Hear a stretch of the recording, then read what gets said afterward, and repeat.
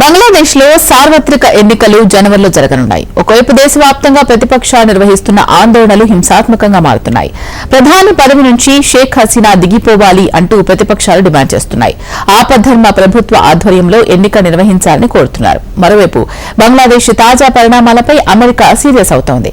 సంబంధం లేని విషయంలో అమెరికా జోక్యం తగదు అంటూ ఢాకా ఆగ్రహం వ్యక్తం చేస్తోంది. ప్రధాని షేక్ హసీనా ఏకంగా బైడెన్ కే చురకలంటిస్తున్నారు. తమ గురించి కాదు, ముందు మీ దేశంలో సంగతి చూసుకోండి అంటూ మండిపడుతున్నారు. బంగ్లాదేశ్ పై అమెరికా ఎందుకు సీరియస్ అవుతోంది? బైడెన్ కు షేక్ హసీనా ఎలాంటి కౌంటర్స్ విసురుతున్నారు? అసలు ఇరు దేశాల మధ్య వివాదం ఏంటి? Walls story. అమెరికాపై ఢాకా ఎందుకు భగ్గుమంటోంది? బంగ్లాలో అమెరికా ఎందుకు వేలు పెడుతోంది? బైడెన్ కు హసీనా ఎలాంటి కౌంటర్ ఇచ్చింది? బంగ్లాదేశ్, యునైటెడ్ స్టేట్స్ మధ్య ఉద్రిక్తతలు పెరుగుతున్నాయి. ఇరు దేశాల మధ్య సంబంధాలు దెబ్బతినడం కొత్తేమీ కాదు.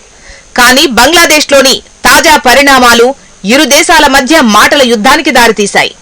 రెండు దేశాల సంబంధాలను మరింత దిగజార్చాయి.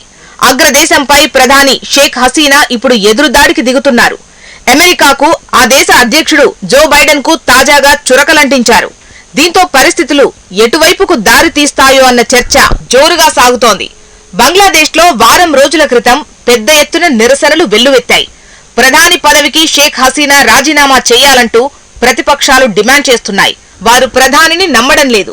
వచ్చే ఏడాది జరిగే ఎన్నికలను ఆపద్ధర్మ ప్రభుత్వ ఆధ్వర్యంలో నిర్వహించాలని కోరుకుంటున్నారు.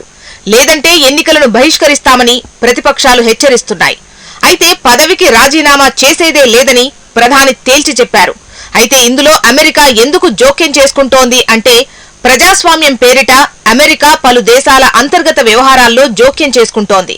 ఈ క్రమంలోనే బంగ్లాదేశ్ పైన యునైటెడ్ నేషన్స్ కన్నేసింది. తాజాగా బంగ్లాదేశ్ ప్రధాన ఎన్నికల కమిషనర్ ను ఢాకాలోని అమెరికా రాయబారి పీటర్ హాస్ కలిశారు. వచ్చే ఎన్నికల్లో పారదర్శకత పాటించాలని పిలుపునిచ్చారు. ప్రతిపక్షాలతో చర్చలు జరపాలని కోరారు. దేశంలో నెలకొన్న ఆందోళనలపై అఖిలపక్ష భేటీని నిర్వహించాలని పీటర్ హాస్ సూచించారు. చర్చలతోనే విభేదాలు పరిష్కరించుకోవాలని కోరారు. అయితే రాయబారి సూచనలపై ప్రధాని షేక్ హసీనా ఆగ్రహం వ్యక్తం చేశారు. విలేకరుల సమావేశంలో నేరుగా బైడెన్ కే హసీనా స్పందించారు. అమెరికా అధ్యక్షుడు బైడెన్ డొనాల్డ్ ట్రంప్ తో చర్చలు జరుపుతున్నారా? ట్రంప్ తో బైడెన్ సమావేశమైతే తాను కూడా ప్రతిపక్షంతో చర్చలు జరిపేందుకు రెడీ అంటూ కౌంటర్ ఇచ్చారు. విలేకరుల సమావేశంలో నేరుగా బైడెన్ కే కౌంటర్ ఇచ్చారు. అమెరికా అధ్యక్షుడు బైడెన్ డొనాల్డ్ ట్రంప్ తో చర్చలు జరుపుతున్నారా? ట్రంప్ తో బైడెన్ సమావేశమైతే తాను కూడా ప్రతిపక్షంతో చర్చలు జరిపేందుకు రెడీ అంటూ కౌంటర్ ఇచ్చారు. హసీనా వ్యాఖ్యలతో వాదించడం కష్టమే. నిజానికి బైడెన్ ప్రత్యర్థి డొనాల్డ్ ట్రంప్ 90కి పైగా అభియోగాలు ఎదుర్కొంటున్నారు. అవన్నీ రాజకీయ దురుద్దేశంతో పెట్టినవే అని ట్రంప్ అనుచరులు బలంగా నమ్ముతున్నారు. ఈ కేసులపై రిపబ్లికన్లు ఆందోళనలు వ్యక్తం చేస్తున్నారు. కానీ దీనిపై ఏనాడు బైడెన్ స్పందించలేదు. అదే సమయంలో బంగ్లాదేశ్ కు మాత్రం నీతి పాఠాలను వాషింగ్టన్ బోధిస్తోంది.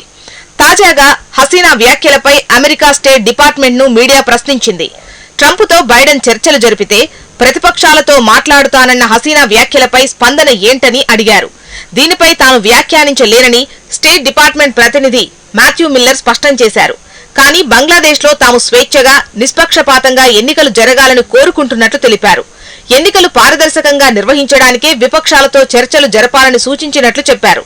బంగ్లాదేశ్ లోని ఎన్నికల వాతావరణాన్ని పరిశీలిస్తున్నట్టు మాథ్యూ మిల్లర్ వెల్లడించారు. ఎందుకంటే ప్రపంచంలోనే బంగ్లాదేశ్ లోని హింసాత్మక సంఘటనలను తాము తీవ్రంగా పరిగణిస్తామని మిల్లర్ స్పష్టం చేశారు. నిజానికి బంగ్లాదేశ్ లో నిరసనలు శాంతియుతంగా జరగడం లేదు. ప్రతిపక్షం 3 రోజుల ఆందోళనలకు పిలుపునిచ్చింది. మొదటి రోజు ఢాకాలోని బస్సును ప్రతిపక్షాలు తగులబెట్టాయి. 3 రోజుల పాటు ఇలాంటి ఉద్రిక్త పరిస్థితులే బంగ్లా రాజధానిలో నెలకొన్నాయి. ఈ నిరసనల్లో ఒకరు మరణించారు. అది కూడా ఓ పోలీసు అధికారి. అయితే భయానక పరిస్థితులను సృష్టించే వారితో తాను చర్చలు జరిపేది లేదని ప్రధాని హసీనా స్పష్టం చేశారు. హంతకులతో తాను చర్చలు జరపబోనని, బంగ్లాదేశ్ ప్రజలు కూడా అలాంటివి ఇష్టపడరని తేల్చి చెప్పారు. బీఎన్పీ ఎన్నికలను కోరుకోవడం లేదని హసీనా విమర్శించారు. బీఎన్పీ తీవ్రవాదుల పార్టీగా అభివర్ణించారు. బంగ్లాదేశ్ లో ప్రధానికి వ్యతిరేకంగా ఆందోళనలకు బీఎన్పీ పిలుపునిచ్చింది. బంగ్లాదేశ్ నేషనలిస్ట్ పార్టీ బీఎన్పీ ఇది దేశంలో ప్రధాన ప్రతిపక్ష పార్టీ. అయితే బీఎన్పీ నేతలు ఆందోళనలను జమాత్ ఇస్లామీ అనే సంస్థతో కలిసి నిర్వహించారు. బంగ్లాదేశ్ లో జమాత్ ఇస్లామీ సంస్థను వేర్పాటువాద సంస్థగా, తీవ్రవాద సంస్థగా గుర్తించారు.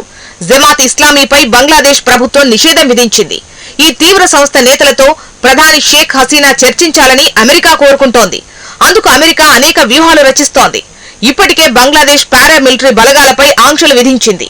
ఈ విభాగానికి చెందిన పలువురు నాయకులకు అమెరికా వీసాలను తిరస్కరించింది. అయినా ప్రధాని షేక్ హసీనా మాత్రం మెట్టు దిగిరావడం లేదు. అమెరికాతో అమీతుమీ తేల్చుకునేందుకే ప్రధాని సిద్ధమయ్యారు. ఇరు దేశాల మధ్య ఘర్షణను అటు వాషింగ్టన్, ఢాకా ఏమాత్రం దాచడం లేదు.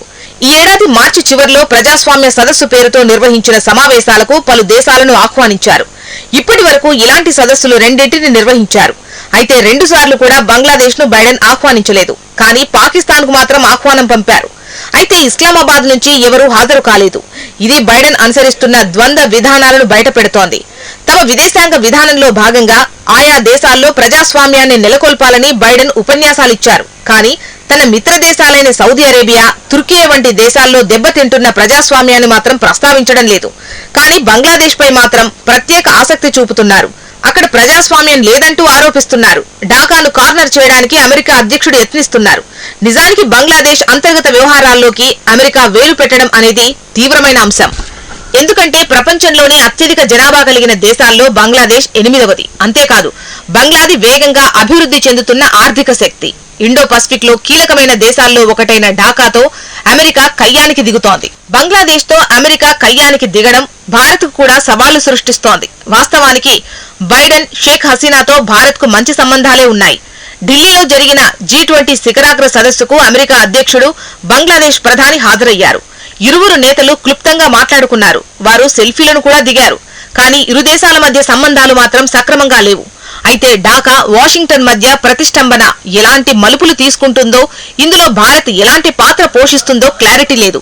అయితే 2 విషయాలపై అమెరికా స్పష్టతకు రావాల్సిన అవసరం ఉంది. అసలు బంగ్లాదేశ్ తో క్షేత్రస్థాయిలో ఎలాంటి పరిస్థితులు ఉన్నాయో అగ్రదేశం తెలుసుకోవాలి. అంటే ప్రతిపక్షాల అసలు స్వభావం ఏంటన్నది నిశితంగా పరిశీలించాల్సి ఉంటుంది. ఇక 2వది, బంగ్లాదేశ్ తో దీర్ఘకాలిక వ్యూహం గురించి పునరాలోచించాలి. దక్షిణాసియాలో అభివృద్ధి చెందుతున్న ప్రజాస్వామ్యాన్ని లక్ష్యంగా చేసుకోవడానికి ప్రయత్నించడం అమెరికాకు కొత్తేమీ కాదు. గతంలో భారత్ విషయంలోనూ యునైటెడ్ స్టేట్స్ అలానే వ్యవహరించింది.